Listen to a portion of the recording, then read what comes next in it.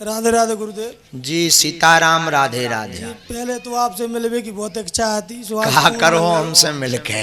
नहीं, इच्छा ही बहुत आती आपसे अच्छा। मिलने की, सो पूरी हो गई। अबे तो ठंड में कुकरी है बैठे हम, आज्ञा करो। गुरुदेव मैं पाठ करता हूँ सुंदरकांड को, तो जैसे कि किसी दिन नहीं कर पाऊँ तो मन में ये रहती है कि मतलब कुछ उल्टा ना हो जाए, कहा कि किसानी के काम में जैसे बीज ज्यादा सो।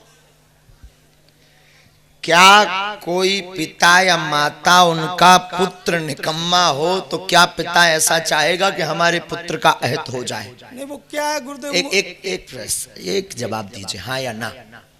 नहीं। तो ये परम पिता हैं, ये कब चाहेंगे कि हमारे पुत्र का अहित हो जाए? समझ समझ की बात है प्यारे। किसानी को ही सुंदरकांड मान लिया करिए कभी कभी, और ट्रैक्टर चलाते चलाते जय हनुमान ज्ञान गुण सागर रट लिया करिए।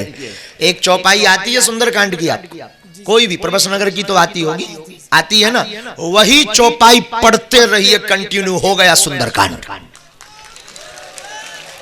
60 दोहा ना पढ़ पाओ, ये सबके लिए है, इनका प्रश्न नहीं है। एक बार ताली बजाओ इनके लिए। 60 दोहा ना पढ़ पाओ तो कोई दिक्कत नहीं, एक पढ़ो, और एक ना पढ़ पाओ तो आधा ही पढ़ो, आधा ही ना पढ़ पाओ तो सुंदर कांड ही भर कह लो, और इतना भी ना कह पाओ तो ध्यान ही कर लो। सब यार से तो अच्छा है, जो नहीं बिल्कुल कर रहे उनसे अच्छे आप लाख गुना हो। तो मन की खिन्नता और मलाल आज से ही निकाल दीजिए कि जिस दिन कोशिश करिए कि छूटे ना। एक संत कहते थे, बहुत अच्छा प्रश्न है, इस पर हम और उत्तर बोलेंगे।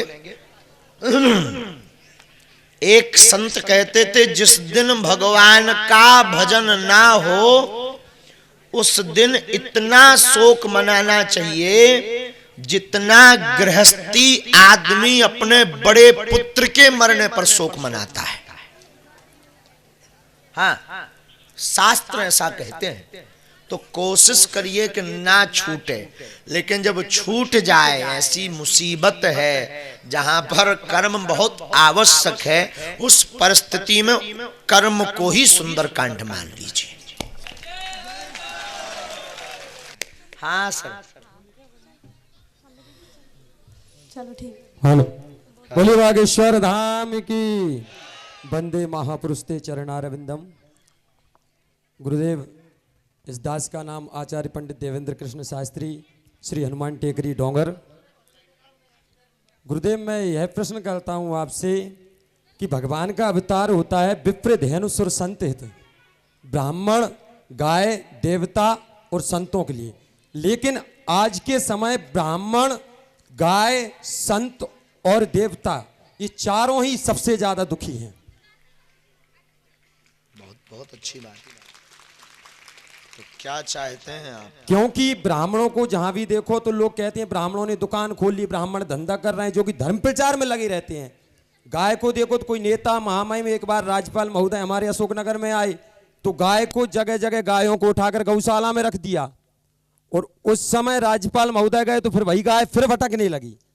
जो सरपंचों के लिए गौशालाएं बनाई हैं उनमें उनके भूसा रखे रहते हैं, उसमें एक गाय भी नहीं है, और सरकार का पैसा खा रहे हैं। और संतों के बारे में लोग इतने अभद्र व्यवहार करते हैं, और देवताओं को देखो जगह जगह देवता लोगों ने रुपा लिए, स्थान उनको दे दिया, लेकिन उनको कुत्ते चाट रहे हैं। महाराज, ये चारों दुखी हैं आज के समय। बात आपकी बिल्कुल सही, बहुत सटीक। बबूती लाना, ये ले जाओ इकट्ठा, सबको बांट देना। तो महाराज जी, मैं आपसे यही निवेदन करता हूं कि आप बड़े प्रवक्ता हैं, बड़े मंच के माध्यम से आप यही आवाज उठाएं कि इन चारों की रक्षा होनी चाहिए, जब ही हमारा सनातन धर्म आगे चलेगा। आचार्य जी महाराज, दास निरंतर कोशिश करता जी है महाराज जी, कि भगवान के अवतार क्यों होते हैं इसके बारे में कथाओं के माध्यम से जी। और हम आपको बोलें कि अब कहने की जरूरत नहीं है, करने की आवश्यकता है। जी महाराज जी, प्रयास पूरा करते हैं। प्रयास नहीं, कर्म को श्री गणेश करना होगा।